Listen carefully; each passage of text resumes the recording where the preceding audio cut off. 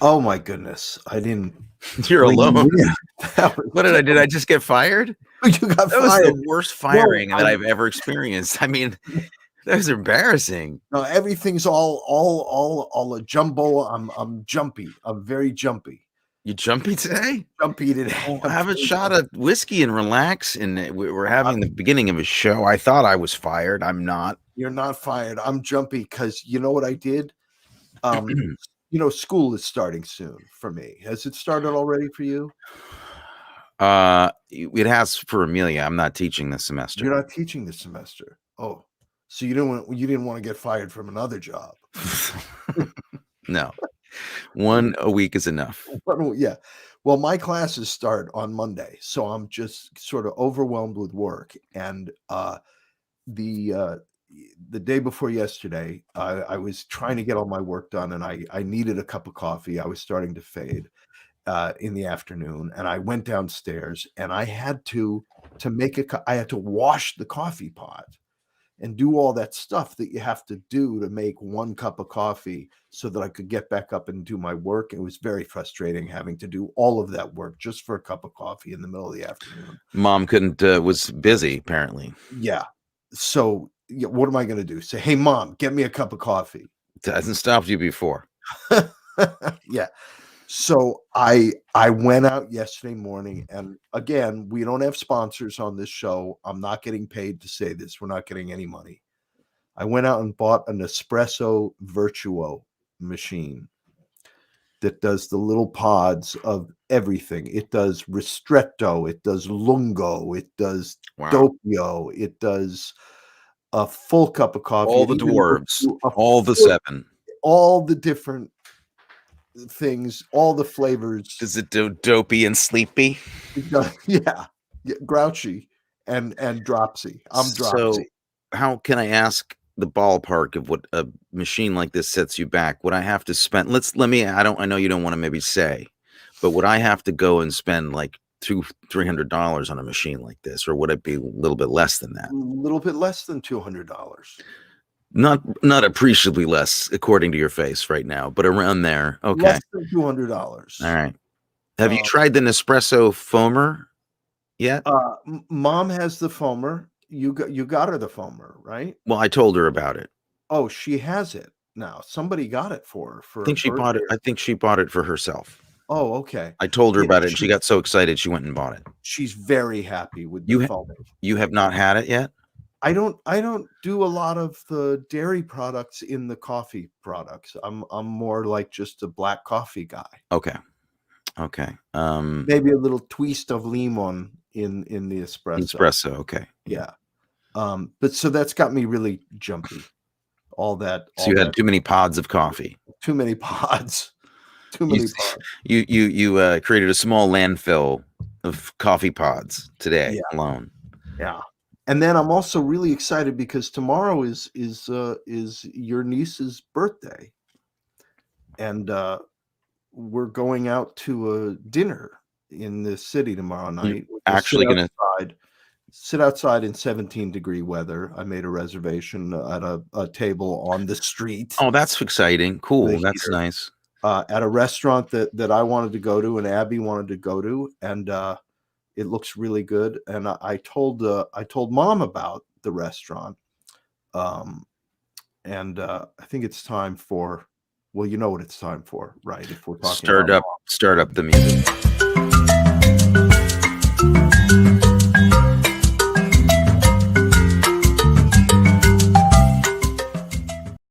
So I told Mom about the restaurant, and the name of the restaurant is.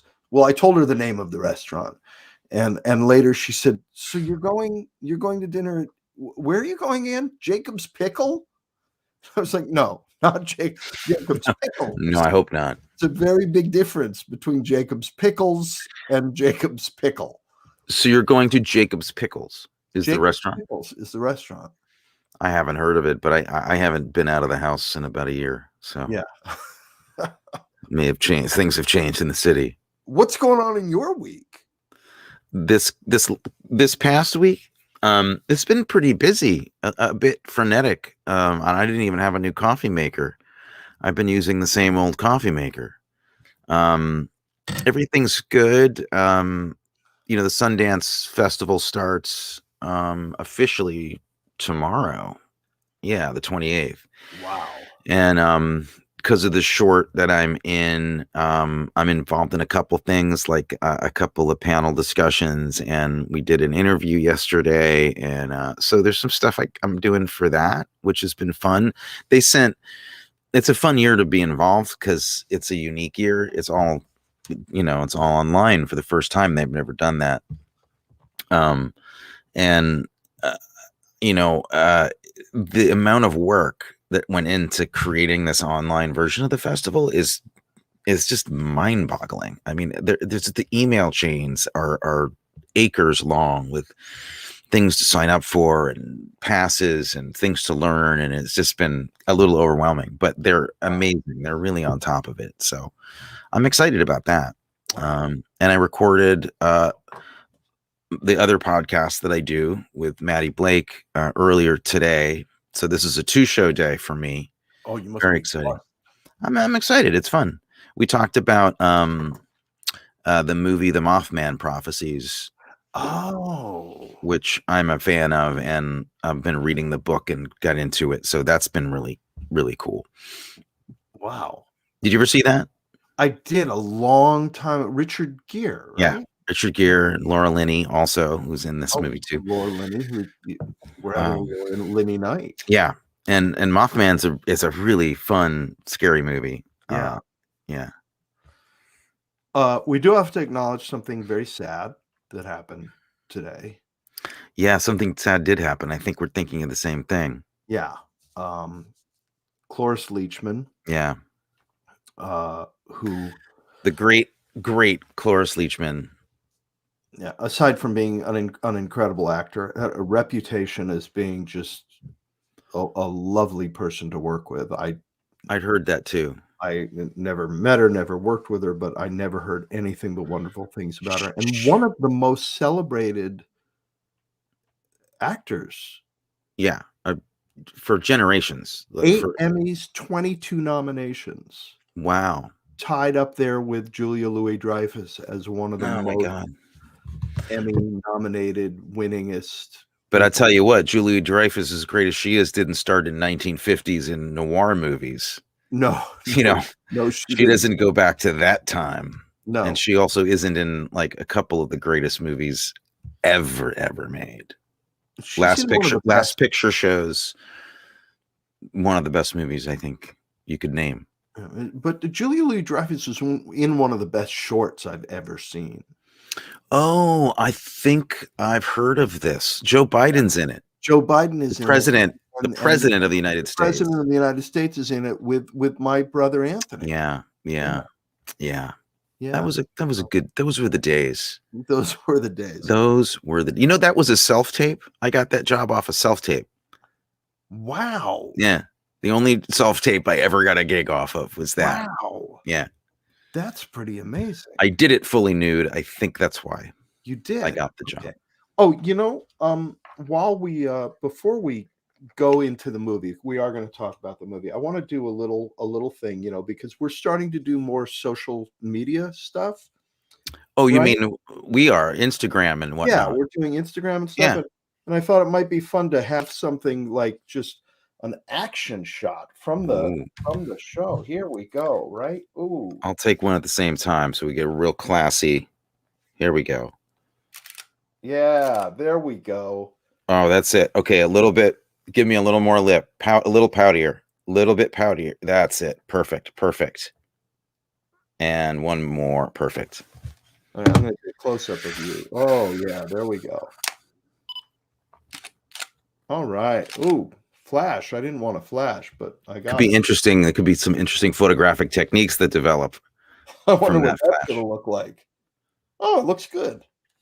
Looks like you got a big light coming out of your head. So that's good. All right. So turn off the camera. We have a movie to talk about this week. Yeah, we do. Dave from 1993, starring a few people.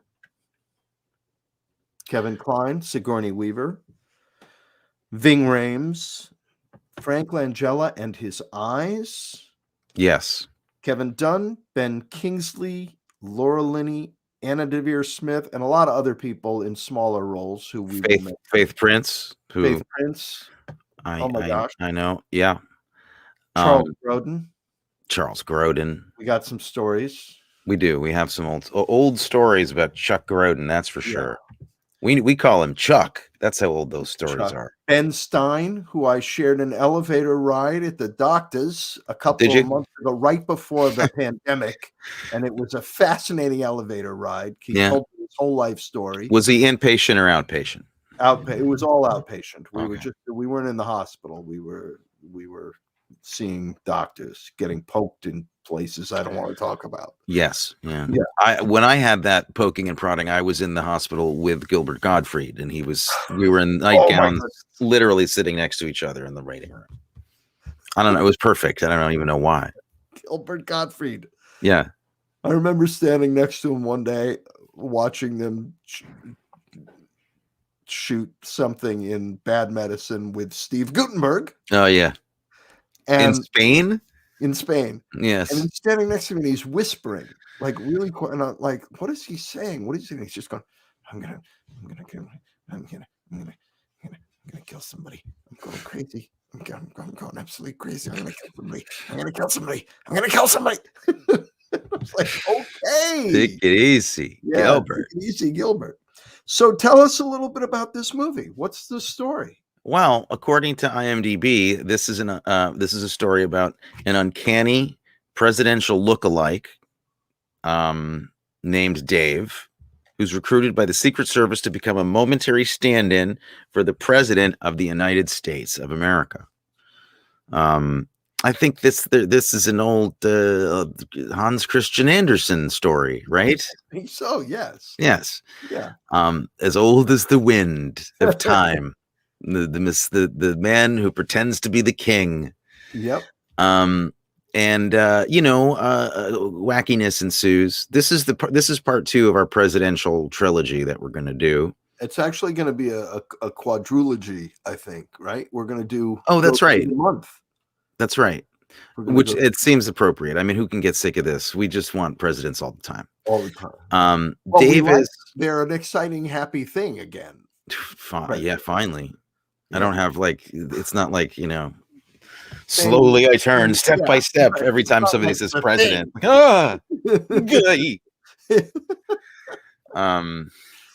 So this movie is also a comedy, last week's movie was. Last week we did The American President, which is more of a romance comedy that's much heavier on the romance. It's more serious minded, more drama mixed in. This is a sillier movie. Not 100% silly, but sillier, because let's face it, it's Ivan Reitman directed it. Yes. And we got the guy who directed Ghostbusters directing a movie about the president. One of the most serious movies that Ivan Reitman ever directed. Oh, it's the most serious thing he ever read. The screenplay is the most serious thing he ever read. I'm sure this was way more serious than he was used to dealing with. Yeah. He thought this was like a big drama. He did. In fact, he turned it down at first because he was like, I can't do these horrible dramas about devastating reality. Yeah. And they were like, no, Ivan, come on. So he becomes the president. He stands in for the president because the president has to go right. Sure. Yes. There's a whole thing to talk about there because of Laura Linney. There's the thing to discuss later. Let's table that. Yeah, there's something to talk about there. The president in this movie is not a very good guy. No, he's kind of a lousy person. His wife hates him. The first lady hates him. Sigourney Weaver. Won't even talk to him. No. And he's basically this puppet that was kind of maybe once a good person, but then just became a puppet to the evil warlords of Washington. Yeah. Chief of staff, just Frank Langella, just a bad person. Some of this was a documentary. Yeah. Actually, it's oddly very realistic in the sense of how you've heard that some people are just kind of chosen to be this puppet figure for more That would powerful never people. happen. Never in this country, but in Never. smaller countries that have much weaker constitutions that can happen. Would never happen that somebody would just, represent the interests of the rich and the powerful. Well, this is a cautionary tale. So if that could happen, this is a way to see what that would be like. Yeah. It also has some other interesting parallels, like a politician who dies in flagrante in medias res. I've never been to Flagrante. I hear it's nice this time of year. Yeah. Because you know that Nelson Rockefeller, one-time vice president and governor of the state of New York, died in medias res with Is that true? 22-year-old assistant. I didn't know that. I didn't know that. Apparently. Did not know that. That's what I hear some people say, which is a phrase that I've heard some people say lately. Some people say this new phrase. Some people say, yeah. I've heard that. Some people say John Garfield also died the same way. Wow. Star of the original Postman Always Rings Twice. Wow. That's why he didn't do more movies, because he died. That's put a real damper on your career. Mm-hmm. Yeah. Yeah. So do we need to talk more about the plot, or are we going to jump right in now? That's basically the plot. I mean, it's what is the Hans Christian Andersen story? I've got to know now. What is this based on? The Emperor's New Clothes, the Prince and the Pauper? Maybe? Prince, maybe that's it. That's not. Is that Hans Christian Andersen? Let's call it. Why you got to make me look foolish? Okay. So, I mean, it's that story. There's really not much other plot. I mean, there's kind of like a mixture of that, and then you've got this Mr. Smith Goes to Washington vibe, where his real spirit is this imposter is actually a very sweet, well-meaning guy, right? And he's kind of inspired to step up and be the president that this other guy never was, and he gets into trouble along the way, and he gets other people into trouble. And he falls for the scintillating, fascinating person that you just can't get enough of, Sigourney Weaver in this movie. Don't know why they have a relationship. Just can't understand it. My main complaint. You don't know why they have a relationship? Other than that it was written in the script? No. Wait, so do you not know why he has a relationship with her, or do you not know why she has a relationship with him? I know why she has a relationship with him, because he's a fully drawn character, and she might be attracted to a human being. She never once shows any of her true self to him that would make me think he fell in love with a real person. He fell in love with the First Lady. We never meet her. We never get to know anything about her. We know what she likes, and we know she represents good ideals, but we don't know anything about her. Right. Okay. Bothered me. Dave. Wow, you're I'm coming out throwing down. You're throwing down. You're totally enamored and taken by this film. Well, no, I'm totally enamored and taken by Sigourney Weaver. Like, I look at Sigourney Weaver and I go, I know why he fell in love with her. That's Sigourney Weaver. You'd think we need, maybe that's why I'm single. Maybe that's why you're single right now. I don't know. I wouldn't say that. I wouldn't say that. I think I just tried to say it, but I was too embarrassed. You don't need any lines, Sigourney. Just stand there and look like Sigourney. That's all you need to do. Yeah, really. No, I think he walks out on the balcony and he looks through the window and she's reading. She's reading a paper. Something. She must be interesting. She can read. It was a little weak on that level. Okay. There were winning things about it. I mean, I didn't hate it. I'm not saying I hated it at all. I liked many things. All right. Okay. I have to, in line with, last week's admission that I made, that there are certain movies that make me cry. You didn't. There were times. You stop it. You didn't. A little bit. You didn't cry, Dave. I got all worked up. I did. You've clearly been alone too long. This isn't okay. Can we make this an intervention show? Yes. Yes, we can. I When did you cry? I really would like to know when you cried. When I cried. I cry whenever people start to talk about America in a purely idealistic way. Is that a recent thing, or have you always had that problem?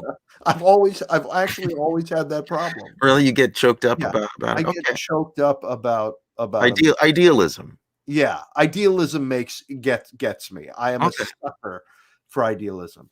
I feel that way about vengeance in movies. It makes me cry.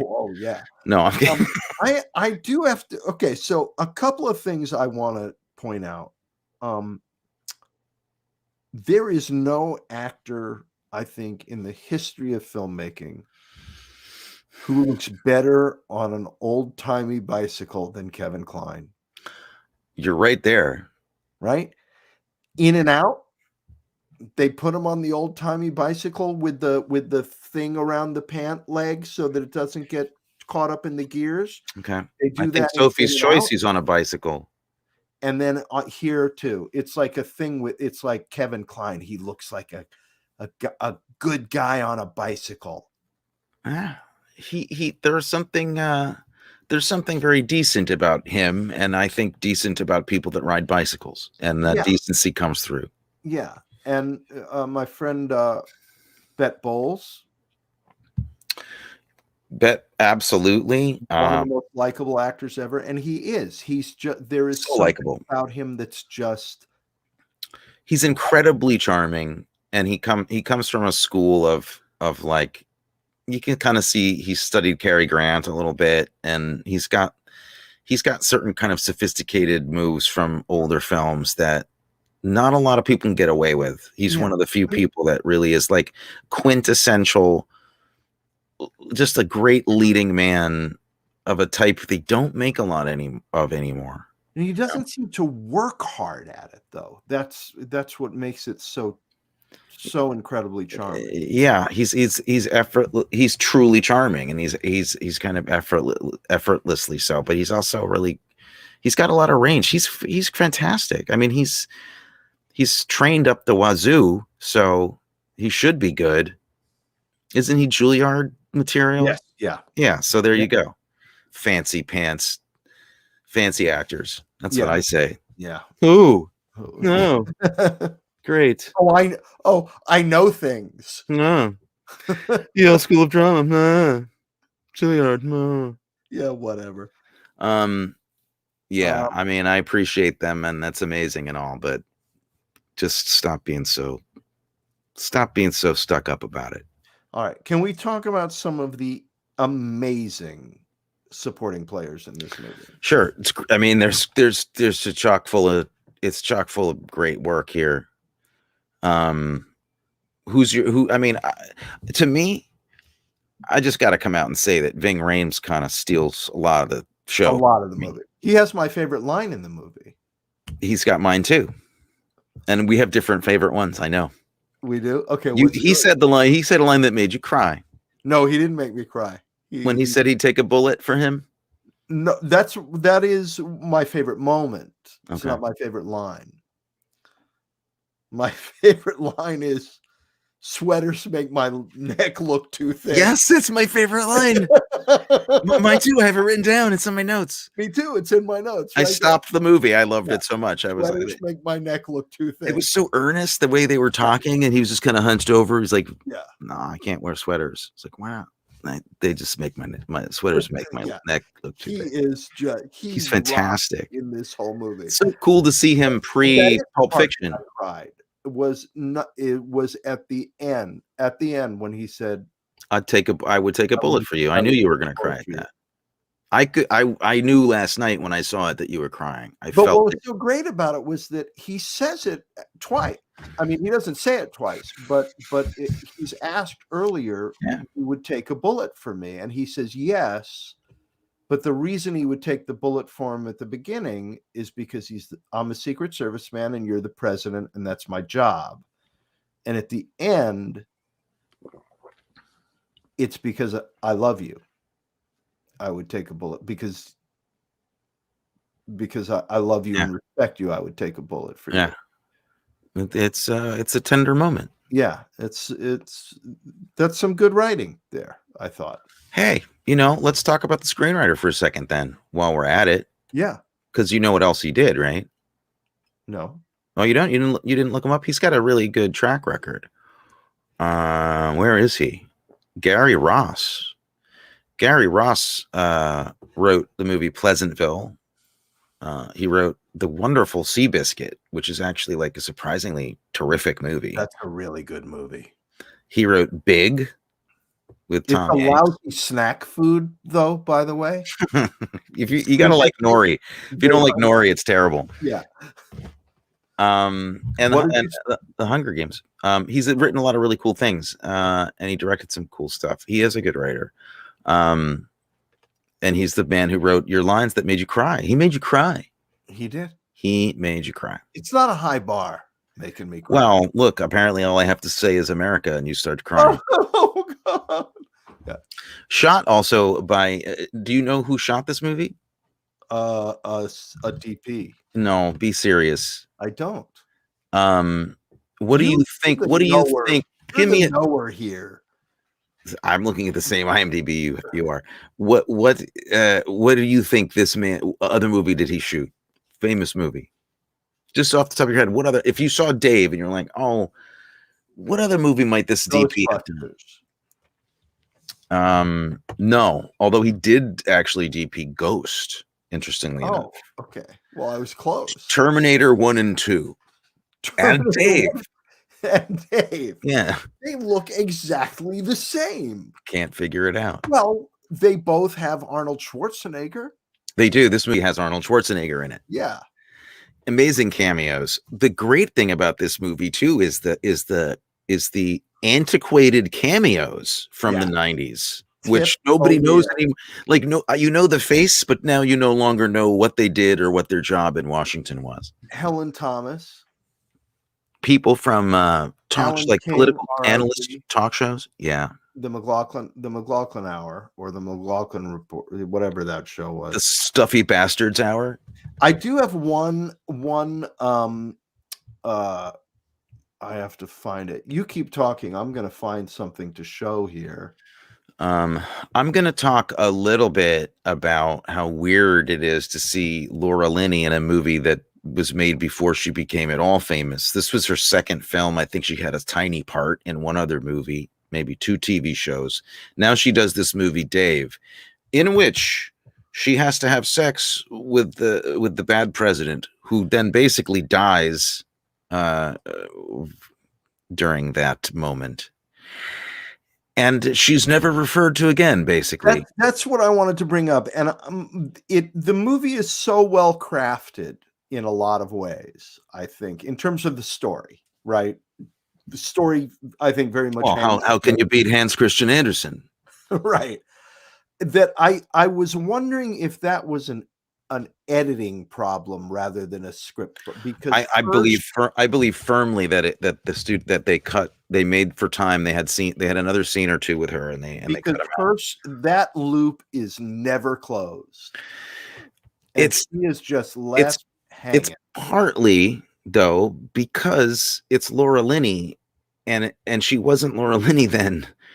You know what I mean? I think part of what's weird about it is that she's now a huge, giant star who in any other case would have at least some resolution in that. Right. But this is her second film. She had barely done any work. So I wonder if the level of consternation we have is that she just, it wasn't a big part, but that might be part of it. But also I feel like it's something kind of needed to be addressed there as to her. It was 93. What do you want? What do you want from That's true.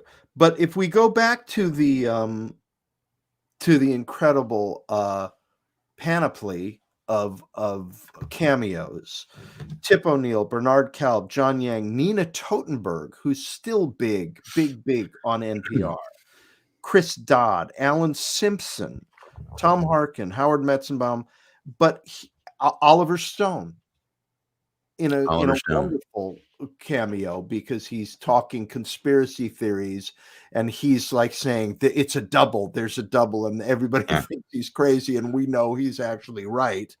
He is crazy, Ben Stein. But here's my question. I do want to talk about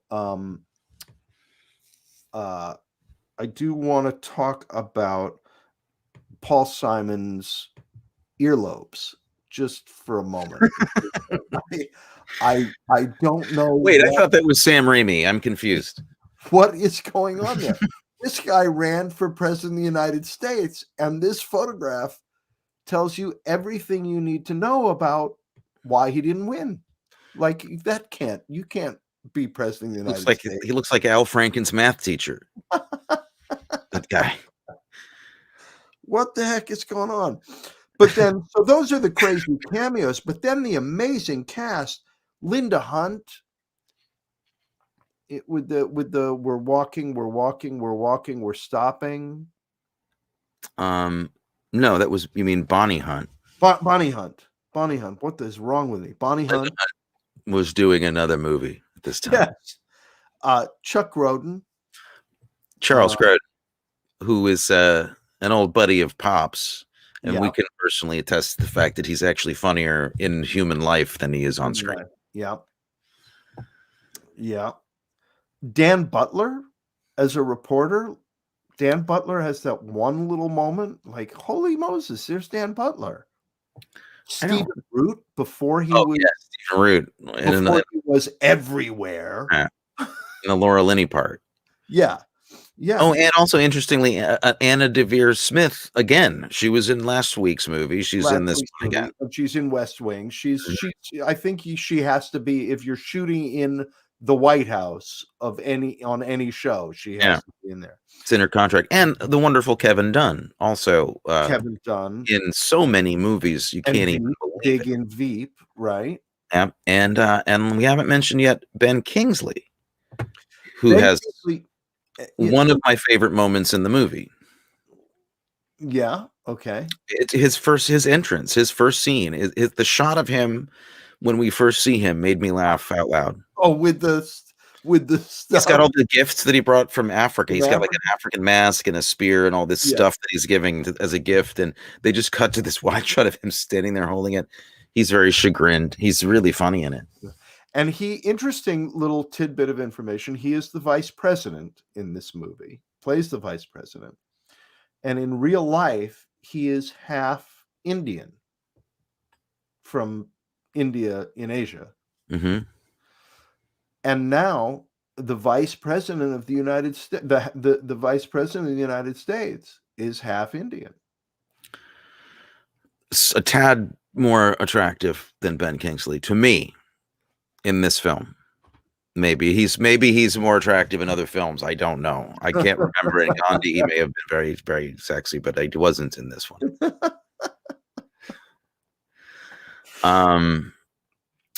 Jay Leno also makes an appearance in this movie. Everybody does. You know why everybody's here, right? I mean, it's Ivan Reitman. Yeah. Ivan Reitman, it's got to be like the most good time, well-liked director in Hollywood. I mean, everybody's got to be just like, I'd love to be in Ivan's movie. Yeah, he makes us laugh. Yeah. Okay. We're being nice. We're walking. What's your favorite scene? Is Ving Rhames selling the take a bullet scene? That's my favorite line. Okay. What's your favorite scene? One of my favorite scenes is again involves Ving Rhames, but it's when Kevin Kline is prepping for his debut as the president, and he's going through all of his sort of actorly loosening up exercises, and Ving Rhames is having none of it. It's great. He is not charmed. There is nothing. On the same note, it's so nice to see Ving Rhames pre-Pulp Fiction. It's so interesting to see him before Pulp Fiction. Yeah. Yeah. I mean, talk about a role that changed your life. And then I do love I'm the same way I'm a sucker for idealism. I'm a sucker for the slow push in. Mm. And they use it. It's like a golf clap. It is. They use it judiciously in this movie, and where it comes is when Charles Grodin, when Dave and Charles Grodin are trying to figure out the budget thing, and Charles Grodin says, "Well, I'm not the one pretending to be the president," and there's a slow push in on Kevin Kline when he says, "Well, let me give it a try." And it's the moment when he decides to actually try to be presidential and step into the job, Uh-huh. even though he's not the president. And I love those little visual clues that, ooh, something's happening here. Because I wouldn't know something. Would know unless they're it's Unless just you them told saying me. it and acting it, Right. and the music cue and the schmaltz isn't enough. We need But the then move. another thing that I loved about this movie, actually, I think you'll relate to in terms of our relationship, because there's something that Dave does that cements his relationship with two characters in the movie. He makes a mean sandwich. That's what he does that cements the relationship. Mm-hmm. And I thought of you when he made the sandwich. That's a great scene when he makes the sandwich for himself and Ving Rhames in the kitchen at the White House alone. They're like, it's at midnight. He's having a midnight snack, and he makes this Dagwood, this just giant, huge, and you think beautiful he's making sandwich. it just for himself. No, clearly he's like, at the end, he cuts it in half and he hands one over to Ving Rhames, and they didn't talk about it. Doesn't sit right down. He doesn't sit right down to eat it. It takes him a moment to get. But that is the moment where the door opens for a relationship between the two of them. Well, clearly he'd take a bullet for him because that sandwich is goddamn amazing. But then he makes the sandwich again for somebody. For the scintillating, fascinating, and so deep First Lady, Sigourney Weaver, who we can't learn enough about where she's from, who her friends are, what life she wants to have, how disappointing it was for her to not have led the life. Yeah, all those details were so well. I understand why women just hate everything and hate us. I understand. My eyes are open now. Yeah. She was like, I'll take $3 million for this, but you understand this isn't a role. Right. Okay. Gentlemen, you did not write a role for me to play. Okay. You wrote a dress and a hairstyle. Okay. I want to say to any directors or producers out there that if those are the roles you give me, I will never complain. You're a guy. No one's listening to you complaining anyway. What are you talking about? Complain. I know, but give me a dress and a hairstyle. I'll play the role. I don't care. You've done it for nothing. You can't. When you've done it for nothing, you cannot. You have no leverage. A dress and a hairstyle. There's no leverage. They're like, you got to do it, Matthew. We know you did it for nothing. You did it just to kiss another man who you were working with. And that man was George Wendt, which is, what my social life has been like. Not as handsome as Ben Kingsley. No, I would rather kiss Ben Kingsley. No, I'm sure. I'm kidding. George Wendt is a great kisser. That's the thing. It's all about how you kiss, apparently. Yeah, no, I love George. There's a scene I really like in this movie. It's the boardroom scene where he balances the budget in front of everybody. Yeah, I think that's a really well done scene, and it's got a lot of really funny cameo cutaways to the other senators and people that are in the room. They're trying to keep up with him, and it does a thing that I get. Full disclosure, here's what makes me a little not weepy, but gets to me. Yeah, oh, I'm so excited. There's a thing in a lot of old movies from the old days, 30s and 40s. It's kind of a trope, but they do it in this, and it's in this scene. I guess it's kind of like a Scrooge thing. If there's an old crotchety guy who suddenly has his heart like warmed up and he suddenly is like and he realizes he wants to be a sweet guy. Yeah. I find that just charming and adorable every single time. I don't know what it is. And Uh, those I old know guys who at first, that's a little dad thing going on there. You know want the old crotchety guy to suddenly like just be sweet and sweet. okay, all right. Yeah. How much do I owe you for this session? I want to, speaking of owing me something for the session, I want to back up a little bit because I opened the door about the sandwich being the heart of a relationship. Yeah. Well, I knew exactly what you were talking about. So Yeah, isn't that but they don't. The people listening don't know. Matthew taught me, as Matthew's my older brother. Matthew taught me everything that not only that I know he didn't teach me everything he knows, but he taught me everything he knows that I know, and anything that's worth knowing about a sandwich, about the making of a There sandwich. we go. Okay, I just wanted a little love in the sandwich department. There were many things that we bonded over when I was a young man that you introduced me. For instance, you took me to Raiders of the Lost Ark. You were the person, you were the adult in my life. It was like, you know what? There's a movie you're going to want to see, and I'm going to take you to it. And it changed my life. No, all we knew was I knew studio sneak preview tonight. You didn't know anything, no like rumor of George Lucas or anything. No, Wow. I think I knew it was. I think I knew it was Spielberg. Okay, well, who starred in that? Oh, in the Raiders movies? Harrison Ford starred in it, Oh, right? yeah. Older actor. I think I knew that. But that would be enough. Like, if you knew Han Solo was going to be in the movie, you'd know what your younger brother would probably. We didn't know that it was going to be. Nobody knew that it was going to be. That was an amazing. I remember it vividly. Remember the lobby. Remember seeing the poster. The poster. I for the first remember time. it vividly too, but that's because it was a date with Barb Belf, not. Well, you know. I remember it vividly also for the same reason. There you go. But so the sandwich thing was, that we definitely shared that. And okay.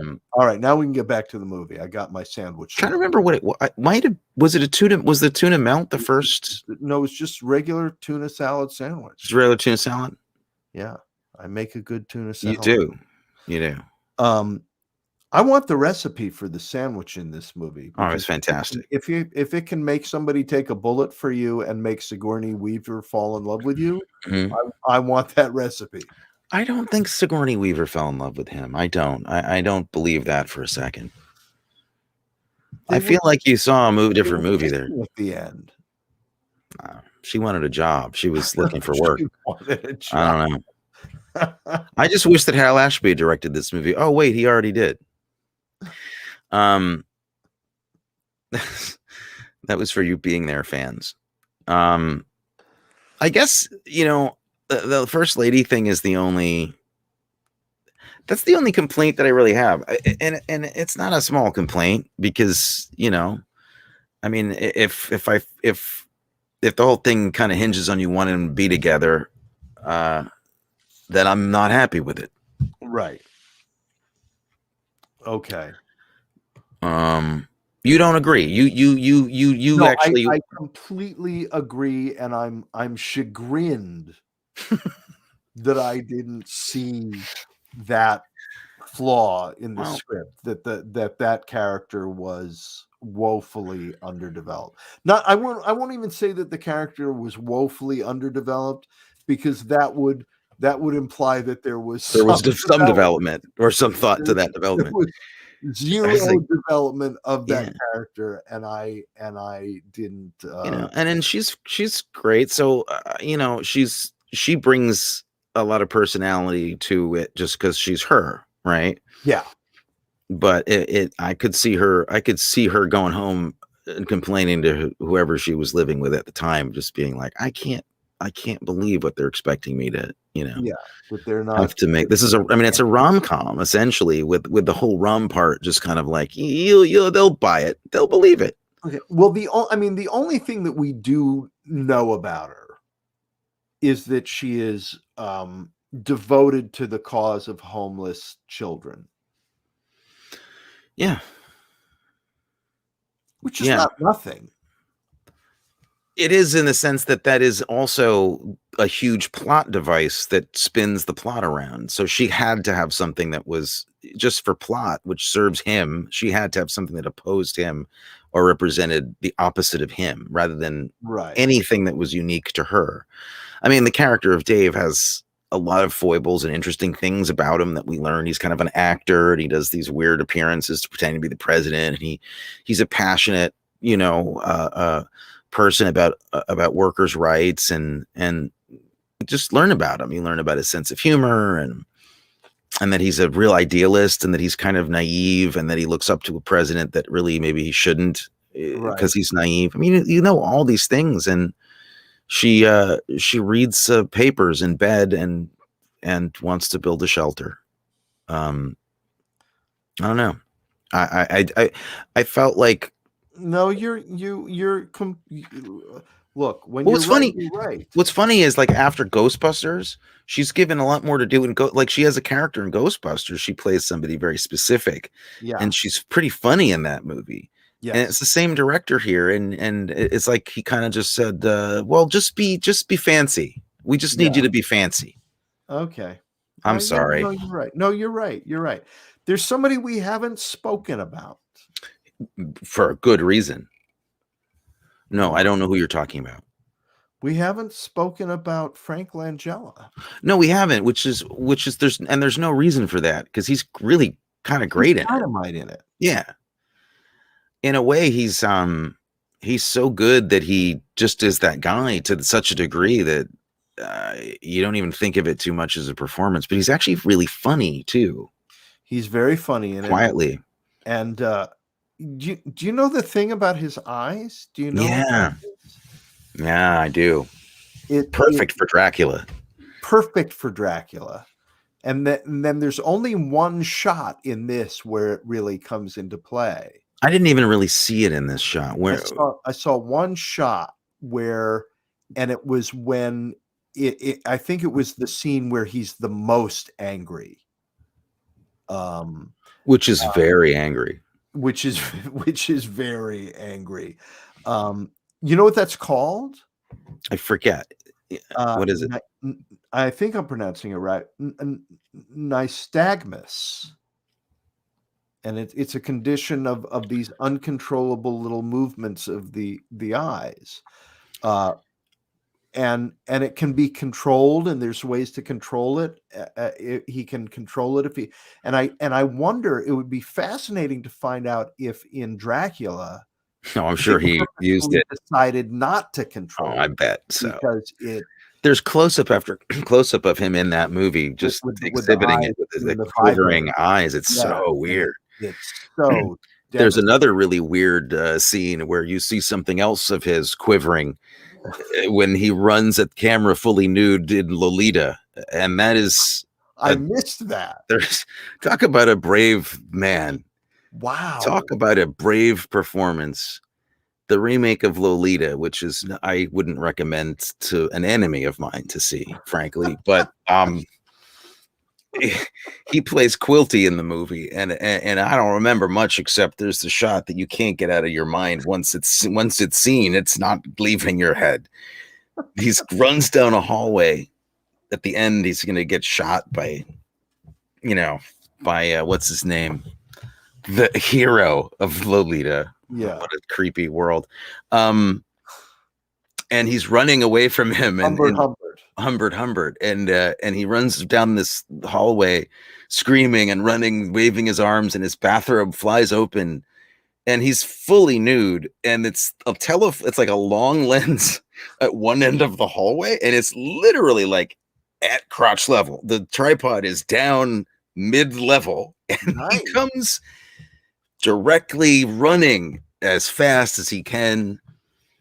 Stuff is moving around. It's crazy. It's crazy. Wow. And this was before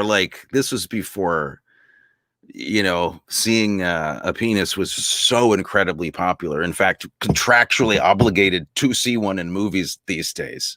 Wow. This was way ahead of its time. Wow. Now, my friend Bo Baker, who's do you know Bo? I have met Bo, but I don't Yeah. really know Bo him. Baker, sound dude. He's been on Grey's Anatomy for longer than anybody should be working Yeah, on Grey's Anatomy. he's lost his mind now completely. What little mind he had left. No, he's a fabulous guy. He brought up this interesting point. He wasn't sure he was going to be able to watch tonight, and he said we should compare the villains in Dave and the American President. Bob Rumsford in The American President, played by Richard Dreyfuss. Yeah. Bob Alexander, played by Frank Langella in this movie.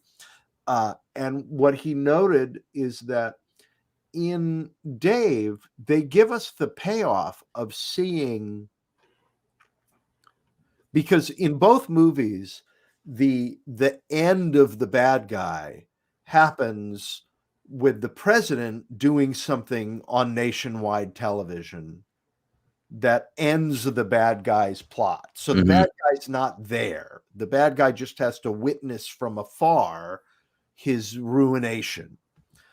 And in Dave, they cut back to, and it's a very funny shot, because when the president is going to make the speech to Congress, Frank Langella is there with all his pals, and he's like, "Ooh, he's gonna crash and burn now, and I'm going to be triumphant." And all the pals gather to watch TV, and then Dave works his magic, and they cut back to Frank Langella, and he's all alone with all of the Frank Langella for President literature strewn about. And he's left in devastation. And in The American President, we don't have that moment of satisfaction of seeing Bob Rumsford's comeuppance. No, we don't. Which is much more realistic. It's just gone. No, nothing happens to these people. Clearly, yeah, they don't have a comeuppance. They don't.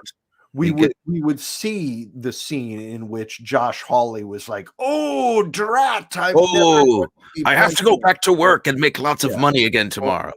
Or McCarthy being, or Jim Jordan, or any of those, wonderful people. There's a shot in the movie. Did you say favorite shot? I didn't say favorite shot, but I did. I talked about the slow push in. The slow push in. That's fine. That's your favorite shot. There's a shot that I noticed that I honestly, I'm sure has been in a movie before, but I don't think I'd ever noticed it. It was a shot in the Oval Office from behind the desk and behind the president, facing the other way. And I don't think I've really ever seen that. You mean facing the office, not facing outside? From the desk, with your back to the windows, looking at the office, seeing the desk from the president's point of view. He's sitting in a chair, and he's got both the guys who've brought him in, Langella and the other guy, on either side of him, trying to convince him to do the job, and they sit him in the presidential chair. And there's this one moment where they come around behind it, and you see the chair from behind the desk, and you see like the room from the president's point of view, and you'd never really see that in any movie. You're always looking towards the Rose Garden, I guess. That's what's outside, right? Yeah, you're always seeing that view. One little moment of filmmaking that I loved, one technical thing, is when they get him to sit in that chair, they're like, "Go ahead, sit in the chair." "No, go ahead." And he's like, "No, I don't want to." "No, sit in the chair. Go ahead, sit in it." And he sits down in it, and they did some great Foley there, because it's a leather chair, and as he sits, and there's no mic that's picking that up with dialogue in that scene. And when he sits in the chair, they give you all these little great little leather squeaks as he uncomfortably sits down. They also put a great wide angle lens on it and shoot down on him when he's in the chair, and there's something about his expression, like looking up at them when he's in the chair, that's hysterical. He's truly funny as hell. I mean, we kind of soft pedaled how great he is. He's a freaking treasure. I mean, there's really not a part he can't play. This A Fish Called Wanda, Silverado, In and Out, fantastic. Sophie's Choice. He's great. He also has this quality that it's so nice to see in somebody, particularly now. I mean, I think it was you saw it in people like Jimmy Stewart in the old days or Cary Grant, but a really good person who wasn't boring. A really good person who's also exciting and dynamic and fun to watch, also being a really good human being, is a rare combo in a movie, and he just does it so well. Yeah. Do we need to talk? Oh, and another thing about him that we haven't mentioned: he's married to Phoebe Cates, and still married. Like been married for forever to her. Yeah. So, yeah. Did we talk about the fluff on the glasses? Did you catch that in one shot where he? No. There's one shot where he's like put a sweater on or something like that, and there's this huge long piece of fluff hanging down on his glasses. Maybe it's Charles Grodin's, and then they cut and they come back and it's gone. Yeah, they got rid of that. Weird little continuity. Speaking of things like that, I wasn't aware that they had palm trees in Washington.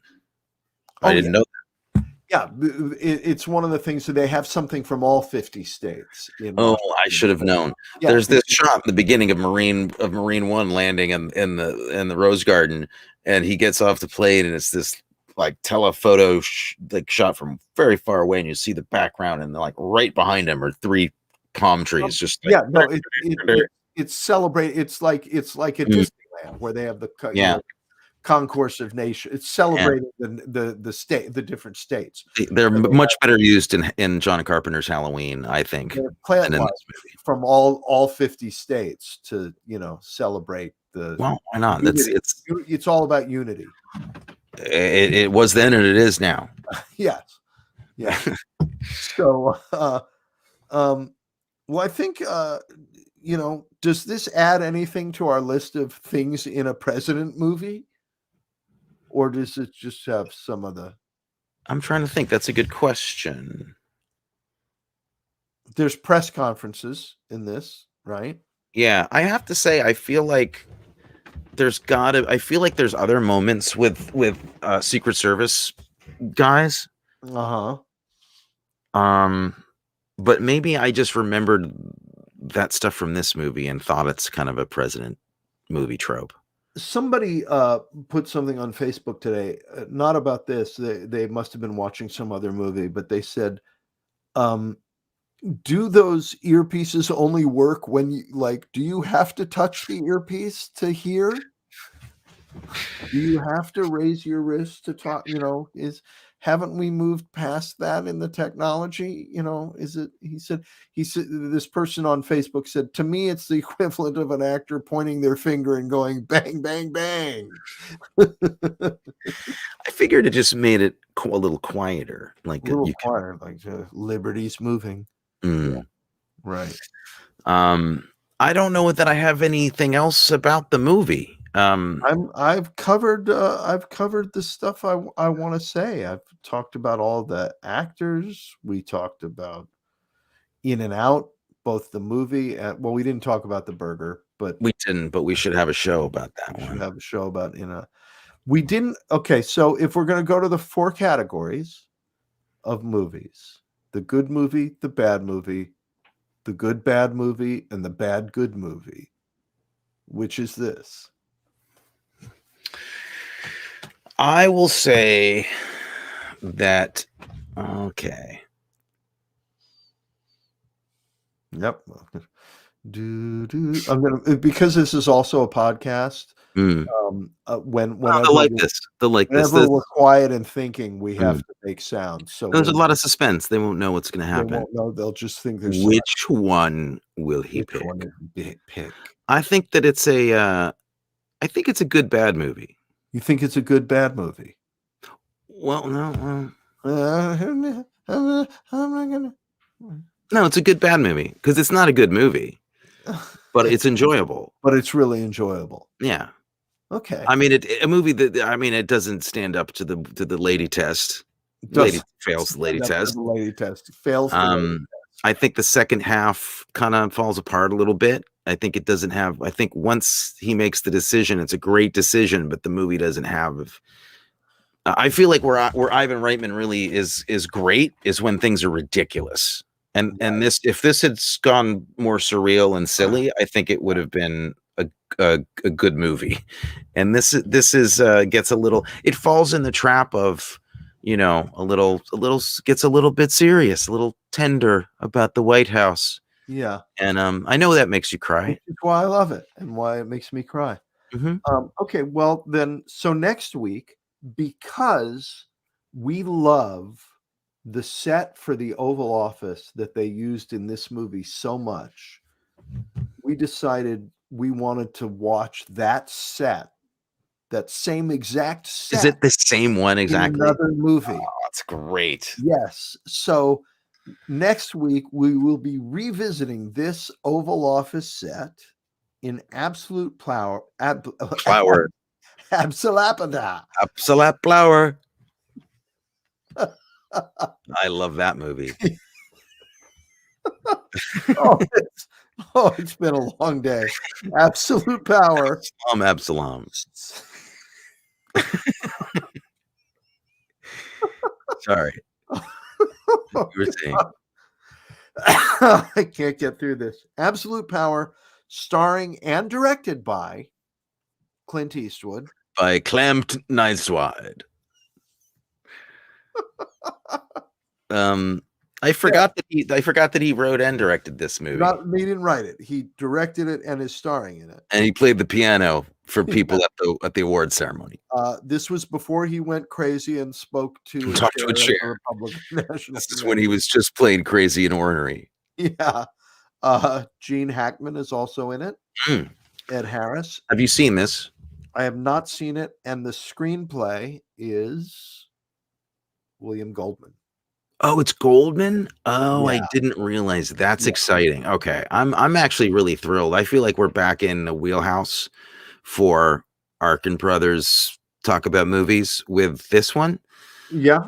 I do. I feel like we are, I feel like the sweet spot for us has been 80s, 90s movies. In other words, the kind of time where we came into our own and started making opinions about movies we liked and movies with the bad guys and murder and mayhem. Yeah. This thing I'm a little sad about is I don't think there's anything. I'm gonna bet there's nothing in this movie that's gonna make me cry. Oh, probably not. Probably not gonna cry at Absolute Power. Has Clint ever made anybody cry? I mean, I'm sure he's made people cry. I think he's probably made his kids cry over the years. Sandra Locke cry over and over again. Definitely made Sandra Locke cry. But as an artist, I just don't think so. Well, maybe didn't he direct the woman boxing and dying movie? Or was he? Yeah, he did. No, he did. He did that, and he also did Bird, which I think probably could make you cry. Yeah. So I lied. He does make you cry. He's just a disgusting human being. But I didn't say that. No, he's a good guy. Now he's not going to hire you. He's a great guy. He's just a troubling figure. That's all. So tell your friends, tell your enemies about this show, and that we are now a podcast on Apple Podcasts. Yes. And we are burning up the interwebs. Hey, look, we're doing this so we can get through a pandemic. Hopefully our pain can be entertaining to others. That's my hope. Yeah. They're missing out if they're not listening, though. So join us next week for Absolute Power. Good night, buddy. Good night, sir. Talk to you later. Yeah, man.